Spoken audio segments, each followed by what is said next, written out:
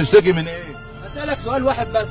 دوله ليها برلمان وليها مؤسسات عسكريه ومؤسسات امنيه خارجيه وداخليه وليها 20 وزاره، حالها يبقى بالوضع دوت وبالشكل ده ازاي؟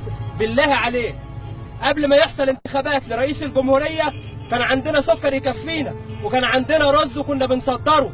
ايه اللي حصل؟ راح فين وجه منين؟ عايزين نفهم. نتفرج على التلفزيون نلاقي مصر فيينا، ننزل في الشارع نلاقيها بنت عم الصومال. بالله عليك قول لي ايه اللي حصل وايه الحل؟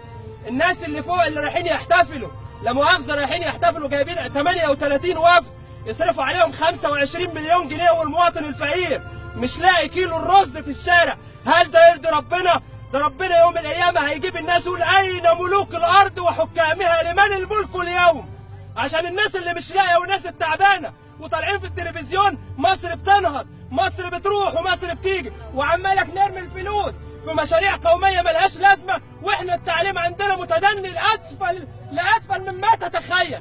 ازاي يبقى عندي لا مؤاخذه بني ادم مش متعلم؟ خريج ايه؟ ايه؟ انا خريج توك توك، سيبني بس اكمل. ازاي يبقى عندي لا مؤاخذه بني ادم مش متعلم وجعان وصحته تعبانه واديله عمل له مشاريع قوميه زي دي هيدخلني بيها في الحيطه؟ اول هام 3 حاجات عشان البلد تنهض: تعليم وصحه وزراعه. البلد دي لو المواطن لقي ال3 حاجات دول اقسم لك بالله ما يقدر عليه غير ربنا. احنا من 100 سنه بس اليابان جت تدرس النهضه المصريه. حرام مصر يتعمل فيها كده، حرام مصر يتعمل فيها كده. بالله عليك دي مصر، دي مصر، دي مصر يا جدعان اللي كانت مسلفه بريطانيا، تاني دوله في العالم عملت خط سكه حديد. يبقى حالها كده مصر اللي كان الاحتياطي النقدي بتاعها اخد اكبر احتياطي نقدي في العالم يوصل الحال بيها كده.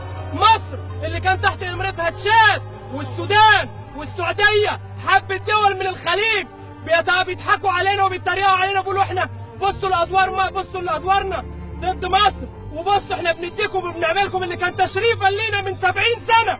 كسوه الكعبه بتطلع من مصر. هل ده يليق بمصر؟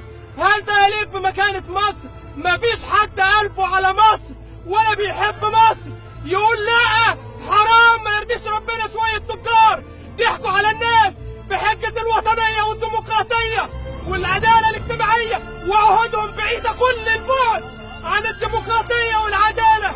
حرام، ده ما يرضيش ربنا، والله ما يرضي ربنا. بس ارجو منك انا هطلب منك كلمه واحده بالله عليك، ما تقطع حرف من اللي انا بقوله.